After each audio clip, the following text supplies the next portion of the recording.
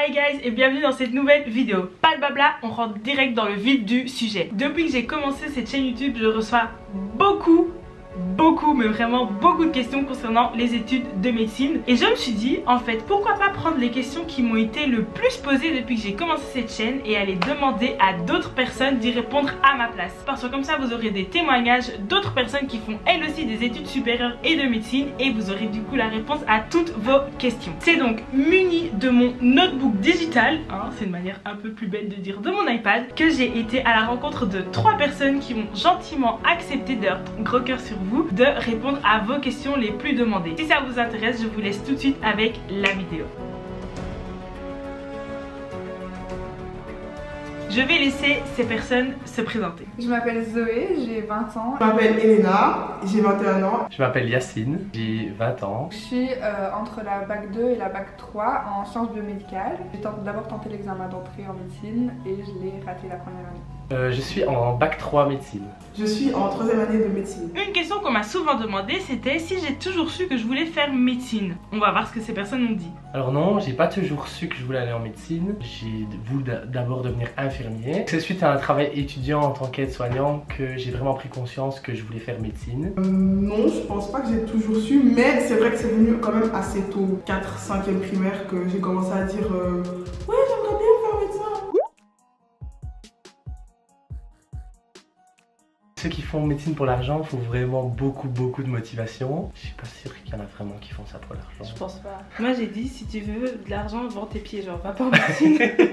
De ouf, vends tes pieds, c'est beaucoup mieux. Tu peux pas souffrir, bon j'abuse quand je dis souffrir, parce que voilà, mais tu peux pas souffrir autant on va dire dans les études que pour l'argent. Surtout que nous c'est des études qui sont quand même assez longues. Donc je pense que si c'est vraiment l'argent qui motive les gens, ça sera pas assez pour arriver au bout en fait. On me demande souvent aussi des questions par rapport à mon parcours. Qu'est-ce que j'ai fait avant de rentrer en médecine? Alors j'ai fait des secondaires en option scientifique. J'avais des cours de PS Sciences. Puis je suis directement allée à l'université. Moi j'ai eu un parcours classique, j'ai d'abord fait les secondaires dans mon bled. Et puis du coup j'ai direct tenté l'examen d'entrée et je suis rentré en médecine comme ça. La primaire et la secondaire carré, donc voilà, j'ai fait toutes les années 6. Ensuite, je suis arrivée à l'UNIF et je suis arrivée pendant la période un peu compliquée, Covid. Je n'ai pas réussi du premier coup, donc je suis sortie de la réto. J'ai passé l'examen une première fois, j'ai raté. On avait de chance, j'ai raté une deuxième fois. Et donc du coup, je suis rentrée dans une autre filière à peu près scientifique. J'ai fait une année là-bas et ensuite, j'ai repassé une 3e fois et cette fois-ci, c'est passé et je l'ai réussi. Je pense que la question qui m'a été le plus demandée à ce sujet, c'est la moyenne. Quelle moyenne est-ce qu'il faut pour rentrer en médecine? Dans les sciences, j'étais très bon, franchement. Je pense que je devais avoir 18 ans dans les trucs de sciences. Par contre, dans les langues et tout ça, j'ai terminé ma réto avec un échec en allemand. J'avais une moyenne de à peu près 16. Ça tournait autour de 16-17, je pense. Par rapport aux études secondaires, je trouve que c'est quand même pas du tout la même attente qu'en secondaire. Donc je pense que je mettrais quand même un 8 sur 10. Mais par contre, si je dois comparer ça aux études qui arrivent après, je mettrais un 1. Franchement, je crois que je mettrais la barre à 7,5-8. Mais c'est pas pour ça qu'il faut se décourager. Moi, je me suis préparé avec la prépa de l'UNIF de Liège. Et puis alors, j'ai commencé vraiment à étudier, je pense, pendant mes examens. C'est pour ça que en réto, j'avais quasi rien étudié et c'est comme ça que j'ai terminé avec un échec en allemand. J'avais eu des cours de préparation en secondaire pour l'examen d'entrée. J'avais aussi pris des cours à l'université de Liège pour la physique et la chimie, il me semble. Et c'est à peu près tout. Mon année dans la filière que j'avais choisie qui m'a aidé pour certaines matières parce qu'on avait approfondi un peu plus certains thèmes. Plus comme ça, je me suis préparée par rapport à des bases, on va dire, plus poussées, qui sont peut-être même plus hautes que ce qu'on te demande à l'examen d'entrée. Et au final, j'ai eu plus facile à répondre aux questions à l'examen d'entrée la 3e fois. Je pense que déjà en secondaire, j'ai pas du tout été préparée à travailler comme il faut travailler à l'université parce que j'ai toujours eu des facilités, donc j'ai jamais dû étudier des grosses quantités de matière. Et aussi, je sais que je l'ai pas pris assez au sérieux. À la base, j'ai fait l'examen d'entrée, j'étais sûre de mon choix, mais j'étais sûre de mon choix parce que je ne connaissais rien d'autre. J'avais dit que je voulais faire médecine, donc je ne me suis renseignée sur rien d'autre. Ça j'en vais un peu au secondaire d'ailleurs, parce que j'aurais bien aimé qu'on nous montre plus de choix. Mais donc j'ai décidé d'aller en SBIM parce que je me suis retrouvée début septembre en n'ayant pas d'option du coup, sachant que je voulais faire quelque chose de scientifique parce que c'était là-dedans que j'étais assez forte et c'était ça qui m'intéressait. Et à la base des bases, je voulais repasser l'examen d'entrée l'été d'après, donc c'était ça que tout le monde faisait, on allait en SBIM pour avoir des crédits pour aller en médecine l'année d'après. Et je me suis rendu compte qu'il y avait autre chose que médecine dans la vie.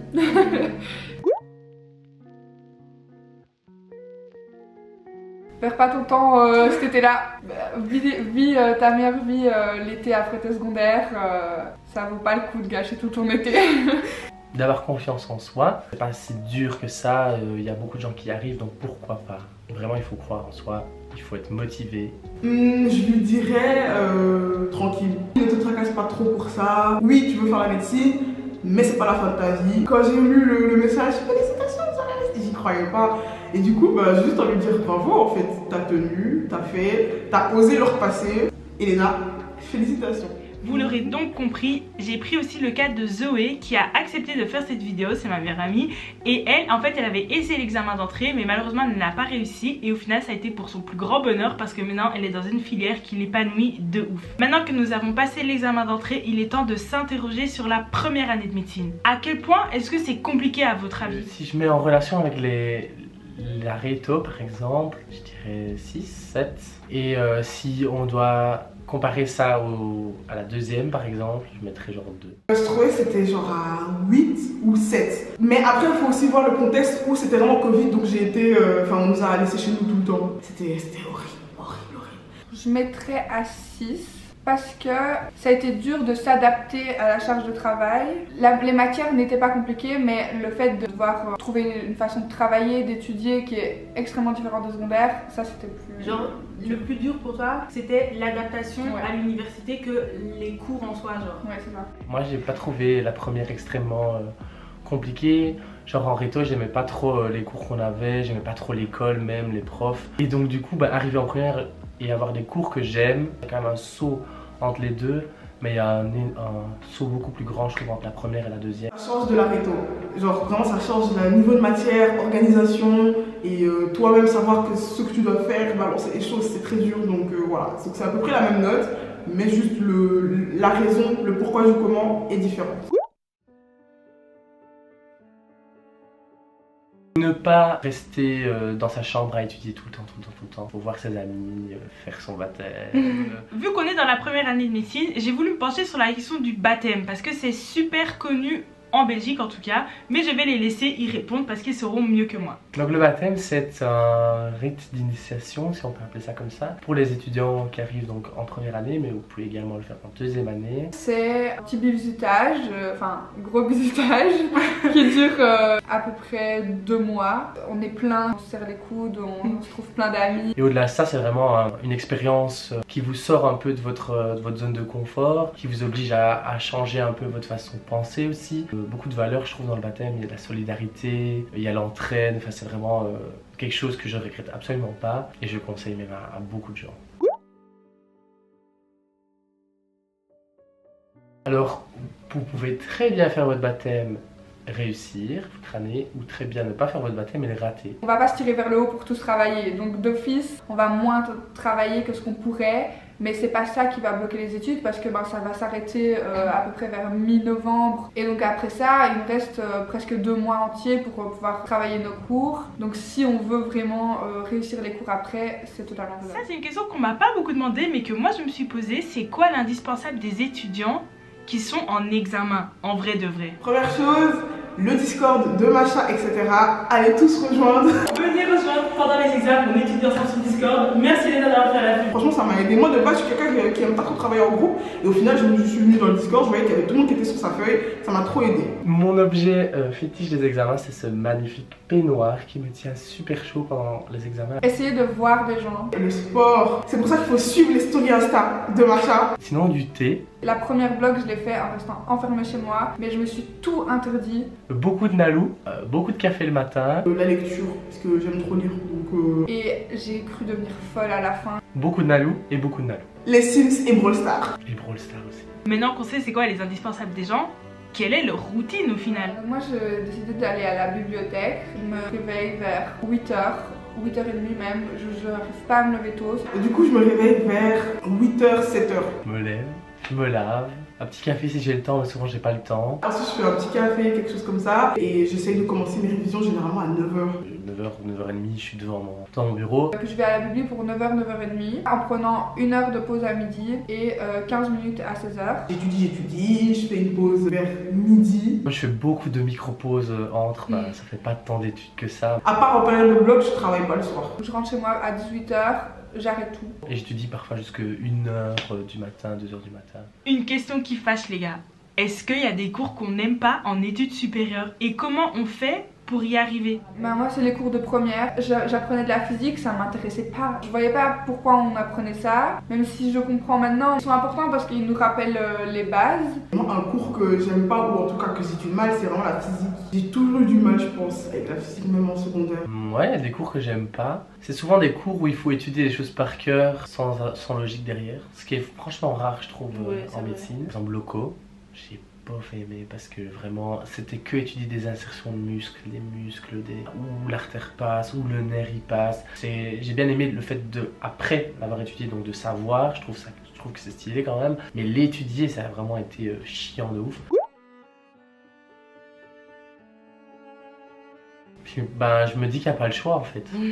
Juste il faut que je l'étudie. J'ai l'impression que c'est un peu un mécanisme de psychologie inversée que je fais sur moi. Plus je n'aime pas ou je n'apprécie pas le cours, plus je dois travailler mais à fond. Et ça il faut vraiment passer le cap pour arriver au bonheur. Pour le cas particulier de la physique, c'est beaucoup d'exercices etc. Essayer de comprendre, retenir les formules, machin et tout. En fait ce qu'il faut en médecine je pense c'est de la motivation. Mais il faut aussi beaucoup de discipline. Parfois on n'a pas envie d'étudier, ça arrive souvent. Mais il faut, on peut pas genre comme ça se dire ah, j'ai pas envie, j'ai pas de motivation. Et je pense que pour des cours qu'on n'aime pas, il faut avoir cette discipline là. C'est pas grave, c'est pas ce que je vais faire toute ma vie, je dois juste l'étudier une fois, peut-être pas l'étudier tout d'un coup mais le casser en plusieurs fois et mettre des cours qui nous intéressent entre. Je pense que je l'aurais assez répété sur cette chaîne, n'arrêtez jamais vos loisirs si jamais vous rentrez en médecine. Mais je me demandais c'était quoi leur avis sur la question.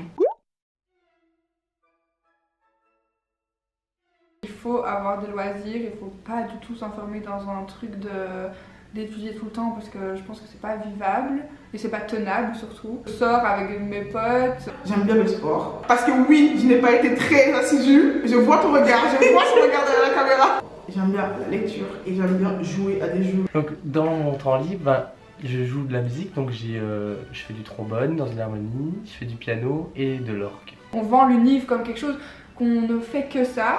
Après, ben, du coup, je suis en sciences médicales, donc c'est sûr que c'est un peu moins prenant sûrement que médecine. Il y a beaucoup d'heures pendant la semaine et c'est pas 2 heures à aller faire une activité ou 1 heure à aller boire un café avec des potes qui vont prendre tout ce temps-là.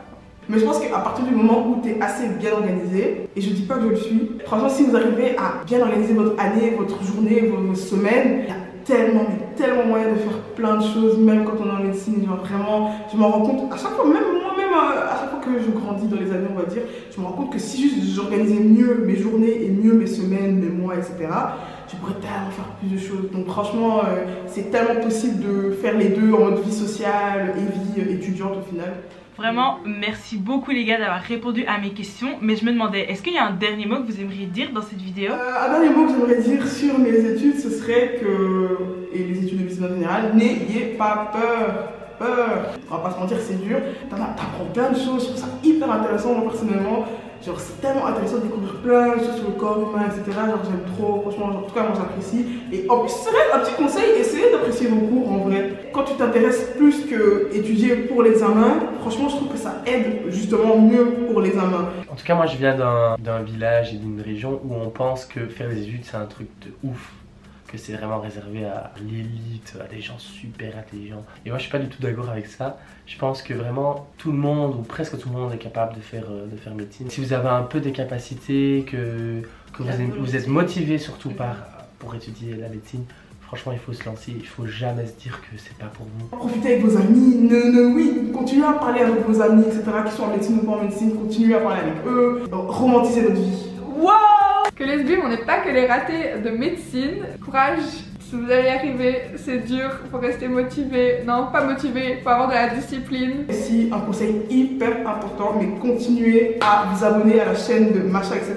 Et à regarder ses vidéos parce que franchement, elle est vraie et savent, elle a fait une vidéo chaque semaine. Voici donc les gars les questions qui m'ont été le plus demandées sur les études de médecine. J'ai été super contente de pouvoir interroger des étudiants pour qu'ils puissent y répondre et que vous ayez un élargissement d'horizon. Certes, je vais bien vous donner mon avis, mais parfois c'est intéressant aussi d'avoir l'avis de certaines autres personnes. J'espère que cette vidéo vous a plu. Si vous avez d'autres questions, n'hésitez pas à les poser en commentaire. N'hésitez pas aussi à vous abonner. Je vous jure les gars que je n'ai pas payé Elena pour me faire autant de pubs, mais comme quoi ce que je fais ça peut vraiment aider. Et je vous dis à la prochaine pour une nouvelle vidéo. Je vous laisse quand même avec quelques bêtisiers parce qu'on s'est vraiment bien amusé en faisant cette vidéo. À la semaine prochaine. Apparition du producteur. J'ai rien à dire. Moi j'ai un parcours. C'est vrai, ça arrive, non? Non. Non? Voilà. Quoi? Ça, je veux dire. C'est tout? Bah oui. Ouais. Alors, comment j'ai eu peur? La peur de ma vie. Ouais. En tout cas, c'est moi. Oh, l'amoureuse de ses études. Il y a aucun cours qu'elle n'aimait pas. Je vous montre à quoi ressemble une peine. Donc ça c'est ce que vous recevez quand vous êtes baptisé. Alors là, la question. Tu fais du charme à la caméra quand tu parles, tu vois. C'est quoi, je dis quoi à la fin de la vidéo? Salut tout le monde. Bisous. Bye. C'est pas ça? Quelque chose comme ça. Bye. Elle dit pas ça. Hello everyone. Non. Mais ah les gars, je vous montre mon historique maintenant. J'ai regardé toutes les vidéos de Masha, mais j'arrive pas à trouver l'intro genre. Je commence, je fais Hi guys. Et je termine, je fais Bye guys. J'espère recevoir un chèque après cette vidéo. Ok, merci Zoé pour cette interview. Merci pour cette interview. Merci à vous. Bye guys. Missing someone